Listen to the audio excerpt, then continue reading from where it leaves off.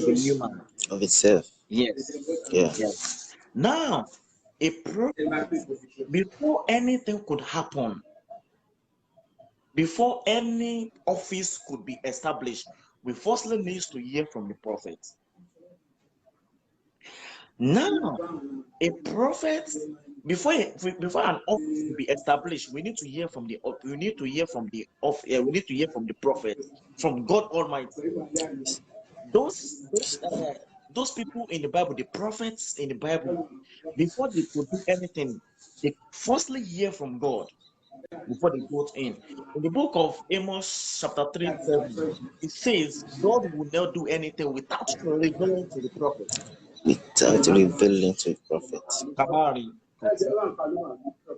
Now, in the book of Jeremiah, okay, before we go there, now, before we could do anything in the celestial church or in any church, we need to firstly hear from the prophet. Anything the prophet of the Lord says, any message or any, those are the messages that we need to abide. Those are the messages that we need to go through before we do anything. Any office that could be established without the warning of God is 0%. Now, in the book of Jeremiah, 3:21, he said, I have not sent these prophets, yet they ran. I have not spoken to them, yet they are speaking.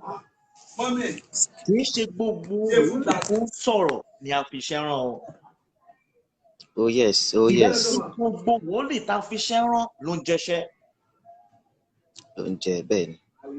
When we're talking about the prophetical call, no prophet is a self-called. No prophet is a self-appointed. No prophet or prophetess could call him or herself by him or herself. In the book of Jeremiah 1:5, before I created you, your mother's womb, I already ordained you a prophet. Jeremiah 1:5.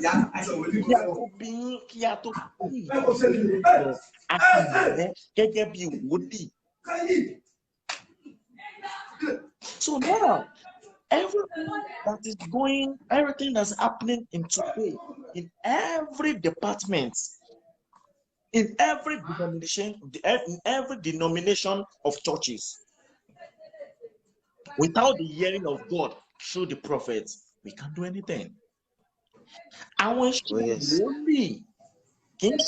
iṣẹ́ wòlíì kò sí ẹni tó bá sọ pé mo lọ kọ́ṣẹ́ lọ́wọ́ bàbá mi ni mo lọ kọ́ṣẹ́ wòlíì kí kọ́ṣẹ́ ẹnikẹ́ni tó bá ti sọ pé mo lọ kọ́ṣẹ́ wòlíì mo lọ ṣiṣẹ́ kí kọ́ṣẹ́ wòlíì kí kọ́ṣẹ́ Olúwa is an heavenly wisdom from heaven above. The celestial is only pé àwọn tí ó fẹ́ ló ń gbé. Àwọn tó pé ló yan. Àwọn tí ó yan ló ṣe lógo. Hallelujah. Hallelujah. Hallelujah. Hallelujah. Kì í ṣe gbogbo Bíbélì Jésù Kristi sọ fún àwọn èèyàn wípé kì í ṣe gbogbo ẹni tó ń pè mí lólúwa ni yóò wọ ìjọba ọ̀run. Kì í ṣe gbogbo ẹni tó ń wọ kọ́kànlá là ń pè ní wòlíì. Ṣùgbọ́n àwọn kan wọ wòlíì, àwọn kan wọ aṣọ fọ́kànlá nítorí pé lágbájá ọ̀rẹ́ mi ti di wòlíì náà fẹ́ di wòlíì. They speak from the physical realm. They don't speak from the spiritual realm. Kì í ṣe gbogbo wòlíì ní ọ̀rọ̀ ṣùgbọ́n lágbájá ti di olùṣàgùtàn, lágbájá èmi náà fẹ́ di olùṣàgùtàn. Kì í ṣe gbogbo wòlíì la fún ní oore ọ̀fẹ́ láti di olùṣàgùtàn. The calling of a prophet is different from the calling of a shepherd.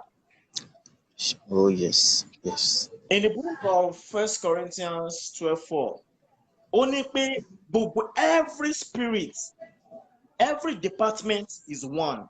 Ẹ̀mí kan náà ni gbogbo ẹ̀. Ẹ̀mí kan náà ni. You are a Bẹ́ẹ̀ni. prophet, you are a visionary, you are a dreamer, you are an evangelist, you are any department. Ṣùgbọ́n those spirits are diverse. Hallelujah. Hallelujah. Gbogbo àwọn ẹ̀mí tá a sọ ẹ̀mí kan náà ni gbogbo ẹ̀, ṣùgbọ́n wọ́n ṣiṣẹ́ lọ́tọ̀ọ̀tọ̀, wọ́n ṣe tẹ́tà. Mo fẹ́ Ọ̀tọ̀ọ̀tọ̀. èmi ni ti Paul, èmi ni tàpólò, èmi ni ti Paul, èmi tàpólò. Why? Ìpè wòlíì yàtọ̀ sí ìpè, kì í ṣe ìpè tá a lè fi wé. A visionaire is different from a prophet.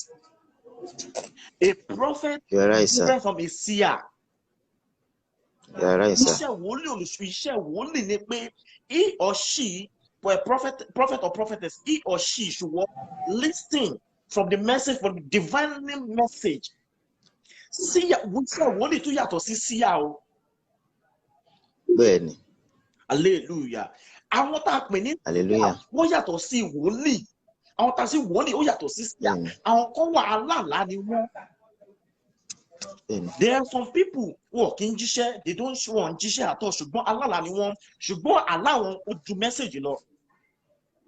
You are right, sir. Ìpè wòlíì ní ṣe ìpè wòlíì yàtọ̀ sí olùṣàgùtàn. Wòlíì gbọ́dọ̀ wà, kò sí irú ráàgì tó fẹ́ gbà ní gbogbo àgbáyé yìí, ó gbọ́dọ̀ wà lábẹ́ olùṣàgùtàn ni. Olùṣọ́-àgùntàn, bẹ́ẹ̀ni. Ìjọ kan, olùṣàgùtàn kan, àgbo kan, olùṣàgùntàn kan ni.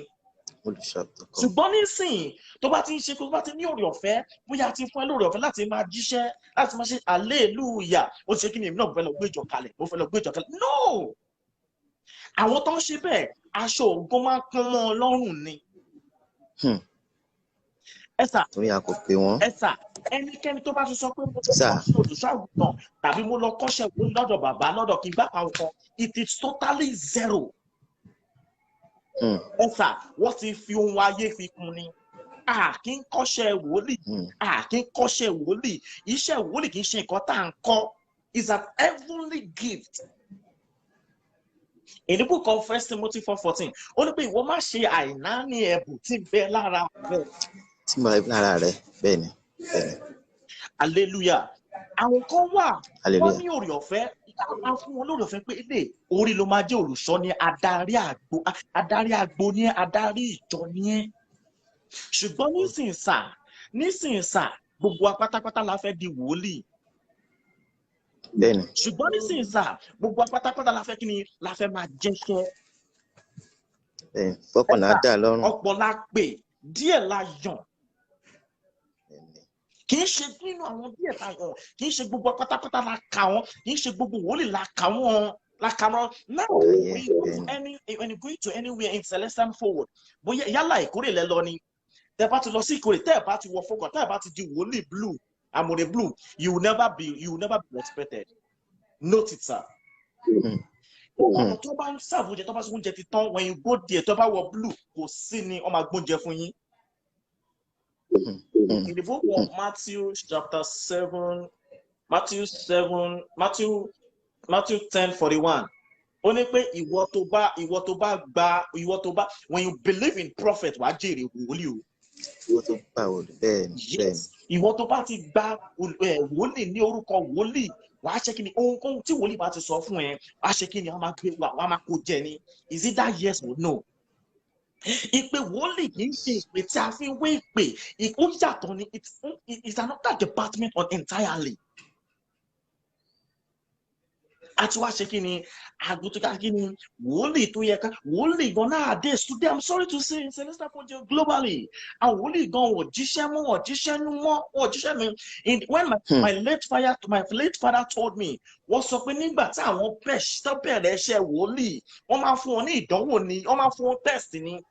Wọ́n gbé wọn lọ sí ìlíàánú, wọ́n máa fi aṣọ funfun, wọ́n máa fi dé tùràrí, wọ́n máa fi dé aṣọ pẹpẹ, wọ́n ní pé kí ló máa bẹ́ẹ̀ wọ́n sọ di èdìdì. Sọ fún wa ẹ̀sà bí ṣé test yẹn àwọn examination lọ́nsìn ní. Orí ẹ̀sà. You are one of a prolific prophet in Celestial Church of Christ of today, sir. Tell me, how many of us are doing that today? very rare, very àgùntàn ti rare. ṣe kí ni àgùntàn ti fọ́ká lórí òkè. Hmm. Àwa ń fi dúdú fi pe funfun nítorí nǹkan tá a fẹ́ jẹ. Ìwọ tó bá ti pera ní wòlíì tí ètò òun rò pàtó bí ń pa ẹ̀sà a ò pè ẹ́ síṣẹ́ Olúwa ni. Hmm. Ẹ̀sà kì í ṣe gbogbo wòlíì la pè wípé wọ́n máa ṣe kí ni wọ́n máa jíṣẹ́ Olúwa. There are some prophets and prophetess their own is when they come on Sunday service or any service ẹ̀kọ́ tó wọlé báyìí ní ti bẹ̀rẹ̀ yìí ó ń jẹ́sẹ̀ lọ ní bí omi. They will never establish any food nítorí pé àwọn wọn láti lọ gbé ìjọ kalẹ̀. Ẹ̀sà ṣùgbọ́n lẹ́yìn kọ́sà gbogbo wòlíì pátápátá ló fẹ́ di olùṣọ́ àgùntàn. Wọ́n máa ní pé wọ́n ti fún mi mẹ́sàgì pé kì í má ṣe they not to serve other people. Irọ́ ni sà. Some months ago someone called me from Nigeria ó ní pé mo ṣe wòlíì kan wòlíì yẹn sọ pé ó máa ṣe kí ni ó máa fi ìmọ́lẹ̀ kan máa fi ba ayé mi jẹ́. Sir, is that word is it right as a Celestian? Nígbà tó ń sọ fún mi ṣe wọ́n. Ìyẹn kì í ṣe wòlíì. Wòlíì yẹn gbóná gidi gan. Ṣé iṣẹ́ tí a pè wá sí nìyẹn? Nígbà tá a fẹ́ wọ ètò mọ́ gbogbo ọlákọrin náà wọ́n ní pé mò ń lọ sínú ìjọ mímọ́ mo ti fọwọ́ mi kan wé ohun gbèrè èmi kò ní padà mọ́. Màá ṣe ìfẹ́ tí ọmọ bùtù. Màá ṣe ìfẹ́ tí ọmọ fọ́tò èmi. Lákì fìdí wọ́n ní Ọlọ́run máa sọ pé màá fi ìmọ́lẹ̀ kan fi ba ayé ẹ jẹ́. Ṣé irú ìpè tí a pè wá sí nìyẹn? Hallelujah. Kí wòlíì máa sọ fún ìjọba pé nígbà tá a máa ṣiṣẹ́ fún ẹ wàá lọ sínú ọjà eléwé ọmọ lọ ra orí aláǹgbá orí ìgbà ṣé iṣẹ́ tá a pè wá sí ìyẹn sà. Hallelujah. Àwọn ayé the book of James 4:4 ó ní pé ẹ̀yin panṣágà ọkùnrin ẹ̀yin panṣágà obìnrin yẹn wọ́n pé ìbárí ayé ìṣọ̀tá Ọlọ́run ni. Ẹni tó bá ti báyé rẹ́ ó ti di ọ̀tá. Wòlíì tó bá ti báyé rẹ́ ó ti di ọ̀tá. Wòlíì tó bá fi ń dúdú tó bá fi ń pe funfun ó ti di ọ̀tá Ọlọ́run. Wòlíì tó bá ń jó iṣẹ́ tó mú iṣẹ́ tó ń jó tó ń gbọ́n orí alágbà ó ti ṣe kí ni ó ti di ọ̀tá Ọlọ́run ni. Àti kò ní gbogbo ọ̀nà yìí tá ti pè wá sí àwa ṣe kí ni àwa wọnú ayé àti gbàgbé pé ìparí ayé ìṣọ̀tá Ọlọ́run. Ìṣọ̀tá Ọlọ́run. Hallelujah. In the book of Romans 8:5. Hallelujah. Ó ní pé àwọn tó wà nínú ara wọ́n máa ro ohun tó wà nínú ara. Àwọn tó wà nínú ara wọ́n máa ro ohun tó wà nínú ẹ̀mí. Ohun ara ò lè bá ẹ̀mí dọ́gba sà. Ohun ẹ̀mí ò lè bá ti ara dọ́gba sà. Àti wọ́n kùnà ìpè tí a pè wá sí. Gbogbo pátápátá la fẹ́ máa pè wá ní wòlíì. Gbogbo pátápátá la fẹ́ máa wọ fún kọ́nà. Ẹ sà, in your church currently ọmọ tó bá ti kọjá 14 years old tó bá ti sọ pé hallelujah náà tẹ bá ti sọ fún pé lọ bọ́ aṣọ fọkànnà yẹn lọ wọ round kí ló bá sọ fún yín sà. It will be uneasy. Wọ́n á ní ẹ̀fẹ́ káwọn ga ni. God bless you sir. It happens everywhere. Àwọn gẹ́gẹ́ bí àwọn bàbá wọn sọ pé wọ́n ní pé tí ọmọ bá ti wọ 12 years old tí ò bá ti máa kálẹ̀ lóye tí ò bá ti máa jíṣẹ́ wípé kó padà sí round. But sir gbogbo àwọn bẹ̀ bí ìjọ mímọ́ ti di bá àwa wòlíì ẹ̀yin olùṣọ́ àgùntàn àwa olùṣọ́ àgùntàn pátápátá la wọ́n bẹ̀ bí ìjọ mímọ́ ṣe rí báyìí torí pé kí ni the shepherd is scared to tell the prophet the rightful route for him or she to go through. Ẹ̀rù gan bá olùṣọ́ wípé kí ni o tí ìwé ìjẹ́ tí bá sọ òtítọ́ ìwòlíì ṣé kò ní búrú kúrò kò ní bínú kúrò tó bá dẹ̀ kúrò for the fact that the shepherd does not have the spirit of prophecy ẹ̀rù sì máa bá kí ìwòlíì má lọ ta ló fẹ́ gbé ìjọ dání. Hallelujah sir. Nígbà tí ìwòlíì máa ṣe kí ni àti gbàgbé bí a ṣe gbẹ̀bù náà ìkàkà ò ní ṣe kí ni ìkàkà ò wá ní wọ̀ wá ní dìmọ́ nígbà tá a bá gbẹ̀bù tán. Ẹ sà kò sí olùṣàgùtàn kankan kò sí ẹ̀dẹ́kẹ̀dá èyí tó lè ṣe kí ni tó lè fúnni ní ẹ̀bùn lórí. Ẹ sà ẹnikẹ́ni tó bá sọ pé máa bọ̀ máa ṣiṣẹ́ nǹkan ṣe fún ẹ akuti kọ́sìtì máa ṣe hallelujah tó bá ti jọ̀la ni o. Orí ọ̀fẹ́ la fún olùṣàgùtàn tí ìwòlíì àgbà tó ṣiṣẹ́ kò sí ẹ̀dẹ́kẹ̀dá tó bá sọ fún ẹ wá di ìwòlíì. It is still possible. nísìn àti wá sí kíni iṣẹ́ ara àti kíni àti kó nítorí pé ó ti ní oore ọ̀fẹ́ láti máa ṣe àléébù ìyànà ó tún wá ṣe kíni ó tún wá fi iṣẹ́ èyí tó ń ṣe tá a mọ̀ tí ń ṣe kíni tí ń ṣe iṣẹ́ ara ó ti kọ́ sílẹ̀ wípé ọ̀rẹ́ ti ṣe ní ẹ̀sà kì í ṣe gbogbo apátápátá la pè kì í ṣe gbogbo wòlíì pátápátá pè a ò mọ ìpè wa nínú ìjọ mímọ́ mọ́ àti ṣe kíni àti mú ìjọ mímọ́ àti ṣe kíni àwa wòlíì ẹ̀sà I'm sorry èyí tí wòlíì bá dúpọ̀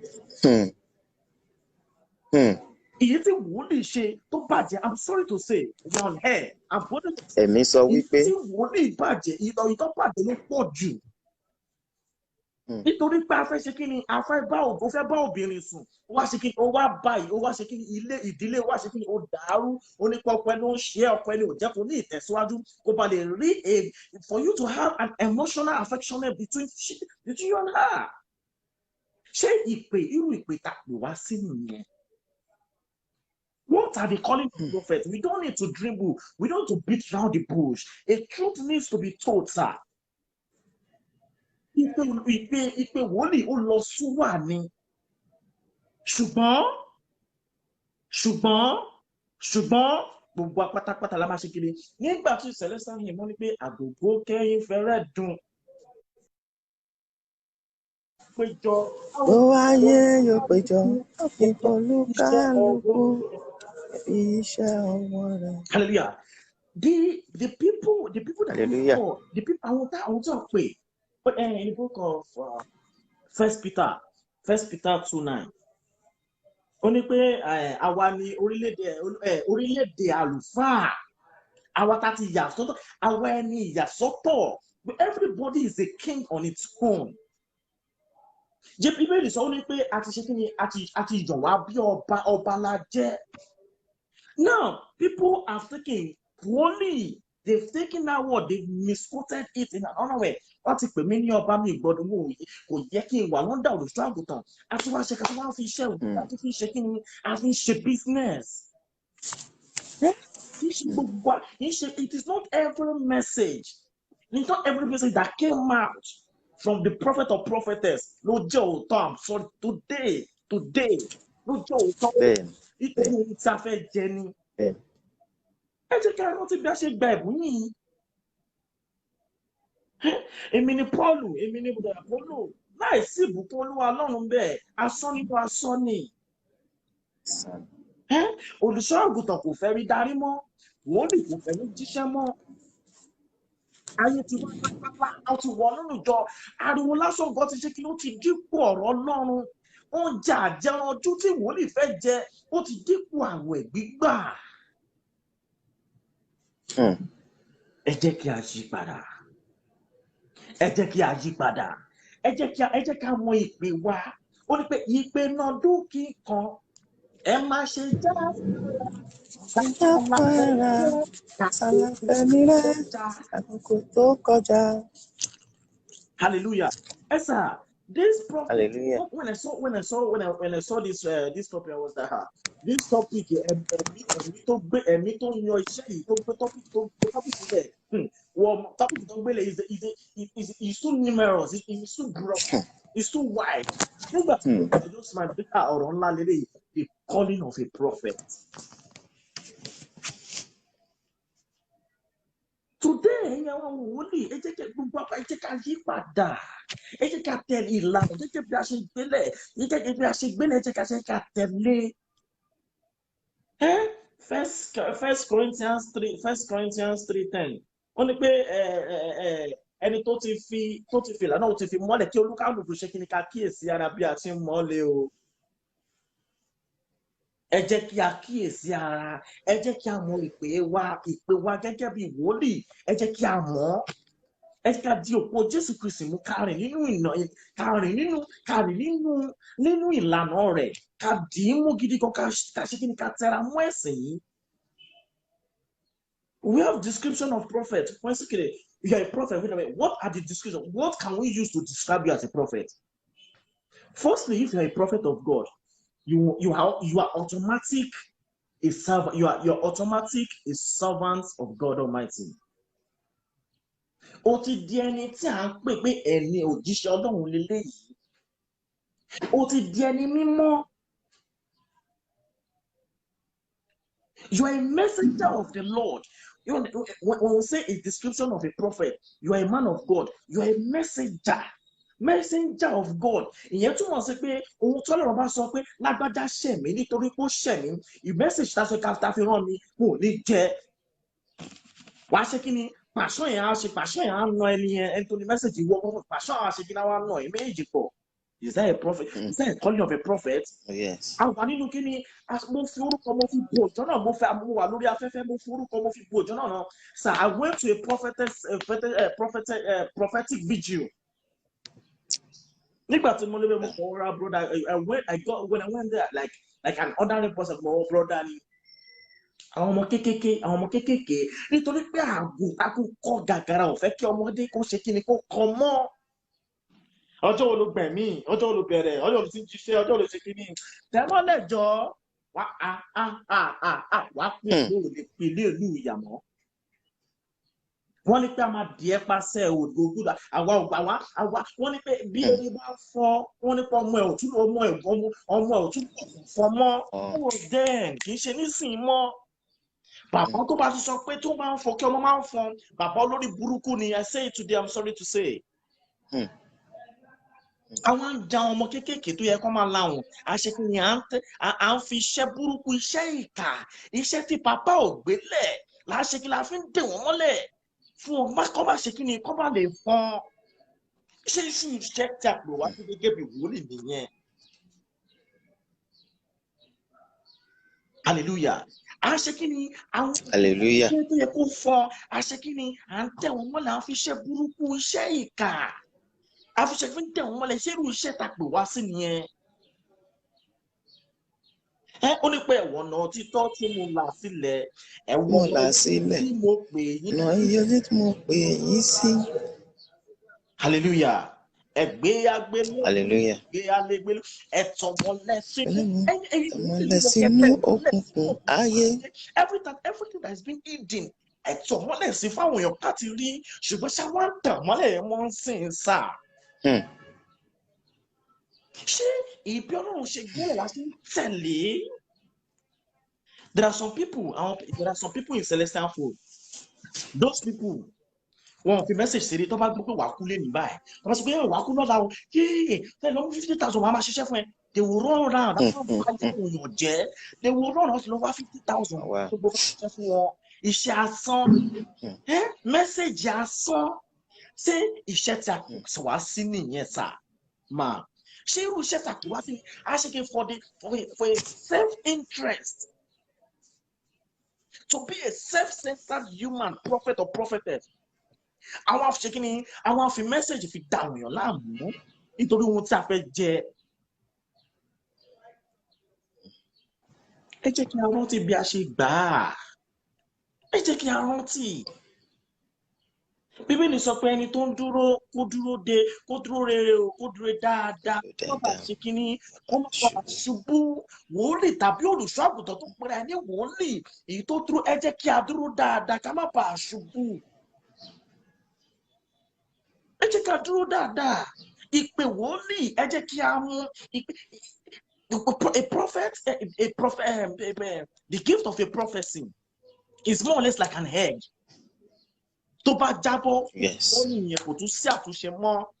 Ẹ sà nínú ìjọ mímọ́ there's nothing like that. Àwọn àgbà wòlíì I'm sorry to say anybody that says that is ironic is a pure. There's not like àgbà wòlíì kò sí kankan tá a pè ní àgbà wòlíì. Ẹ sà there's nothing like àgbà wòlíì nínú Celestial Church of Christ. Àwọn tó fún yẹn àgbà wòlíì ni wọ́n àgbà wòlíì ni irọ́ ni. Nítorí pé kí ni ohun tó yẹ kó fi ṣàgbà wòlíì wọ́n ṣe kí ni wọ́n ti fi ṣe kí ni wọ́n ti fi ṣe kámikàmi. Ìwọ́n náà tàbí ọmọ kékeré tí ò ṣe tó wọn kankan a máa jẹ́ṣẹ́ tí àgbà ò lè jẹ́. Wọ́n ní pé àwọn àfẹ́sọ́nà mọ́ ń sìn náà láti dàgbà ń sìn ẹ lọ́ba àwọn ọmọ bá ń ṣọ́nà. Hallelujah. Láti di àgbà ń Hallelujah. wọ́n ní wọ́n à ń ṣọ́nà mọ́ ẹ lọ́wọ́ máa ṣọ́nà fún yín wọ́n máa ṣọ́nà fún yín wọ́n máa ṣọ́nà fún yín. Àgbà wòlíì sẹ́ni tí lọ́ka àgbà wòlíì. Elijah àwọn Elijah àwọn wòlíì tó ṣe pé tí tó fi wọ́n ṣiṣẹ́ ni wọ́n ṣiṣẹ́ lọ ni wọ́n ṣiṣẹ́ lọ. There's nothing like that. Èmi la gba wòlíì èmi kíní kan kíní. No. Iṣẹ́ tí àgbà ò lè jẹ́ ọmọ kékeré aṣèkínní á jẹ́.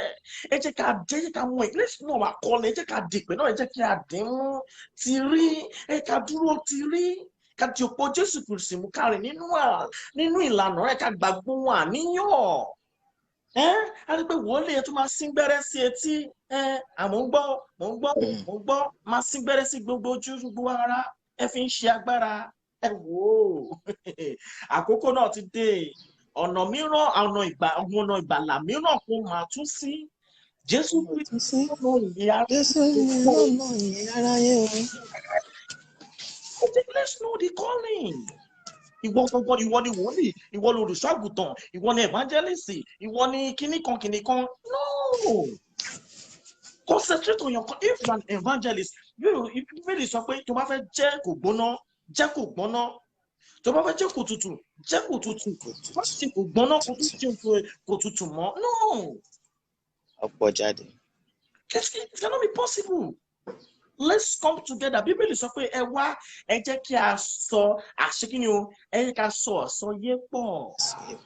Nínú ẹ̀mí, kì í ṣe nínú ara.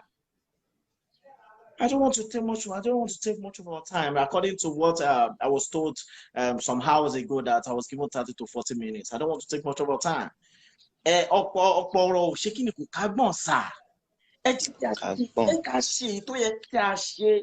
Ẹ ká dì tó yẹ ká dì mú. Ìwọ pèrè ní wòlíì. Ẹ tún máa lọ sí ìkórè, ẹ máa dùn, ẹ máa mú ọtí. Is that a good legacy? I was telling you when I went to a particular harvest, we only talk about superior senior leader, superior prophet, kìnìkan. A day ìkórè. Superior leader. Ẹ̀tọ́ ọtí síwájú yín ẹ̀pẹ́rẹ́ ní wòlíì. Ṣé bá ṣe balẹ̀ lọ́wọ́ pápá ni? Ẹ jẹ́ ká bẹ̀rẹ̀ wa lẹ́yìn rẹ̀, ṣé ìpè wòlíì tá a pè wá sí nìyẹn? Wòlíì tó mọ tí wọ́n ní pé someone was telling me some years ago, wọ́n ní pé tá bá ti mọtí ni ẹ̀mí ẹ̀ máa sẹ́, ẹ̀mí ẹ̀ á sọ̀ kalẹ̀.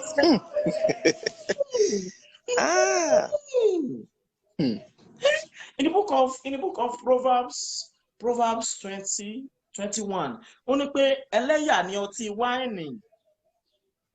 Bẹ́ẹ̀ni, ọmọ àlè lọ ti rí.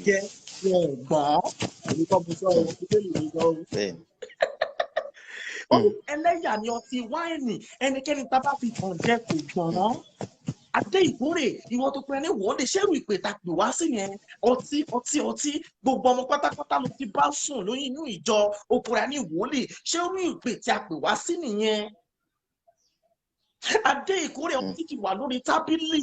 Àwa fi ọtí a fi ṣe kí ni? À ń fi ọtí a fi ń dára tó wù wá. Ìwọ tó pẹ́rẹ́ ní wòlíì torí pé ó ti rí ìgòsàn ẹni mẹ́sẹ̀ tó bá àwọn èèyàn máa fòye. Orin ògbóná, àwòlí yẹn ló ògbóná wọn. Ó ti fi ògbóná fi ṣe kí ni? Òmìnir ní pátákátá ó ti fi bá sùn. In the book of Ecclesiastes 7:26, wọ́n ní pé mo rí ohun tó korò ju ikú lọ. Ṣé àwọn ọ̀gá tó sọ sà? Ó ní pé mo rí ohun tó korò ju ikú lọ. Ó ní pé kí ni? Obìnrin. Bẹ́ẹ̀ni. So definitely women, obìnrin, wọ́n ṣe kí ni?